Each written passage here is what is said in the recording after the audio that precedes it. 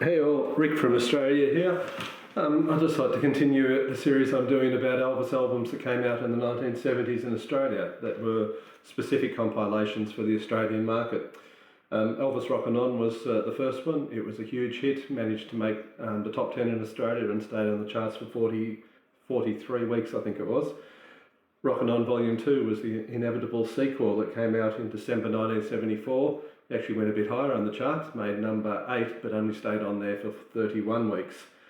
The problem was, I guess, after most of the hits, The Hound Dogs, Can't Help Falling in Love, Jailhouse Rock, most of the most famous titles were included in the first volume, so it was a bit more limited for the second volume. In the liner notes it says it basically concentrates on 1960 to 1969, but the reality is 25 of the songs were recorded in the 50s. 9 of the 25 songs were recorded in the 50s. So there was a good mixture of things there.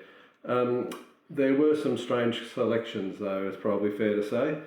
For instance, they've included In the Ghetto and Don't Cry Daddy, but not Suspicious Minds. One would have thought if they were going to include a couple of songs from the Memphis sessions, having the biggest hit from those sessions would have been a good idea. They also had what I would consider some really odd choices. Easy Come Easy Go is hardly top tier Elvis. Puppet on a String, Old Shep, and even the first song, quite strangely they chose the opening track on side 1 as That's When Your Heartaches Begin, which, okay song in the 1950s, but it was hardly going to be the most famous song or the best way to start off the album. You also look at what could have been included. There are great songs, of course. You have a look here, Wear My Ring Around Your Neck, Tutti Frutti, Such a Night, High Heel Sneakers, Are You Lonesome Tonight, Fool Such As I, Little Egypt, Little Sister, Suspicion, I Need Your Love Tonight, Treat Me Nice, a couple of title tracks, GI Blues and Blue Hawaii, but they weren't as big a hits or as iconic as the songs on the original album.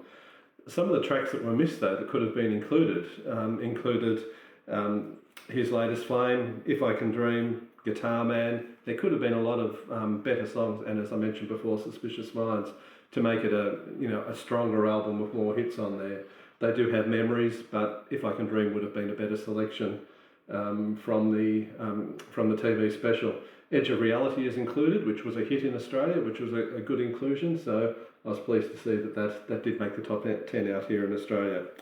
The cover, it's a really good shot of Elvis, a live shot again, which doesn't necessarily tell the contents of what's inside or reflect the contents of what's inside, but it's a really good shot.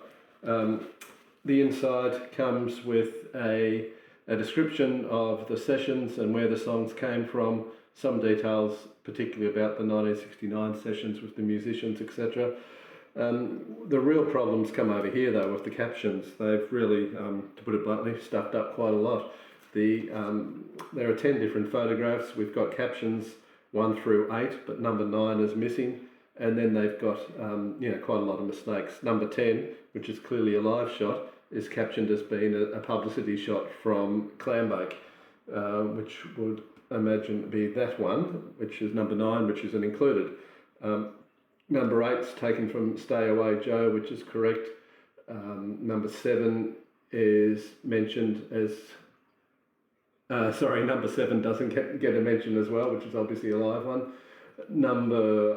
Where are we here? Number 5 is mentioned as being on the set of Trouble with Girls, with a giant koala that was presented to Elvis from Australian fans, which is a great idea, except they said it's 1967, which we know it came out in 1969.